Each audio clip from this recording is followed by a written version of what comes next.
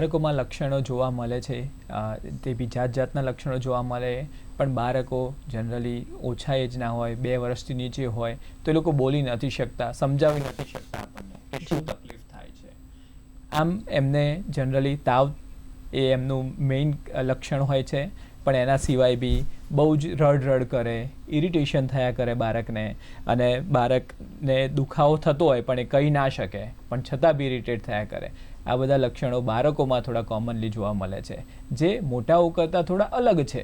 આ ડેન્ગ્યુ જે તાવ છે એમાં ભારે તાવ આવે, 102 103 જેવો તાવ આવી શકે, ભારે તાવ. બીજું માથાનો દુખાવો, આંખોની પાછળ દુખાવો થાય, આખું અહીંયા જે કમરનો ભાગ છે એ ભાગ તૂટે, લુલવાટો લાગે, બાળક હોય તો ખાય નહીં પીએ નહીં, સુસ્ત થઈને પડ્યું રહે, અને મોટા હોય તો પણ લુલવાટો આવી જાય, એટલા બધા નબળાઈ આવી જાય. આ ડેન્ગ્યુ ફીવરના લક્ષણો છે. લાલ લાલ શરીર પર, આખું શરીર લાલ બૂમ જેવું થાય, લાલ લાલ ચકામાં થાય.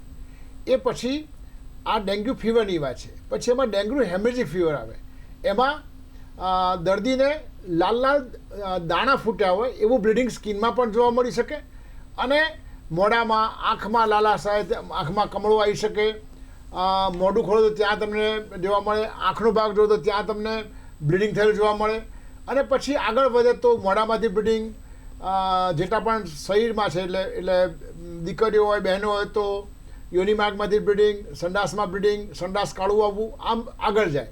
અને જે બીજું આગળનું સ્ટેજ જે છે એ ડેન્ગ્યુ શોક સિન્ડ્રોમ, જેમાં દર્દીનું એકદમ બ્લડ પ્રેશર ઘટી જાય, એને ક્રિટિકલ સ્ટેજમાં દાખલ કરવો પડે, કમળો આગળ વધેલો હોય, અને એવા કિસ્સામાં બ્લીડિંગ બહુ જ થાય, અને હૃદયના ફરતું પાણી ભરાય, એને પેરિકાર્ડિયલ ડિફ્યુઝન કહેવાય, ફેફસામાં પાણી ભરાય, પેટમાં પાણી ભરાય, અને દર્દીનું જો સારવાર ન કરવામાં આવે તો મૃત્યુ પણ થઈ શકે. આ એક વાત. બીજી વાત, જે દર્દીને તાવ હોય અને તમે આમ પકડો અને છોડી દો તો આંગળીઓની છાપ પડે તો માનજો કે આ ડેન્ગ્યુ ફીવર હોઈ શકે.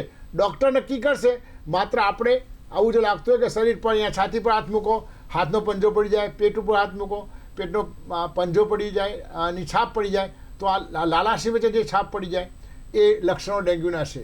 2 મહત્ત્વના જે ચિહ્નો છે હું કહેવા માગું છું, એ દર્દી સૂતું હોય અને એમાંથી બેઠું થાય, અથવા બેઠું હોય એમાંથી ઊભું થાય, એને ચક્કર આવતા હોય બહુ, તો ધ્યાન રાખવું કે શરીરમાંથી ડેન્ગ્યુની ગંભીરતા વધી રહી છે.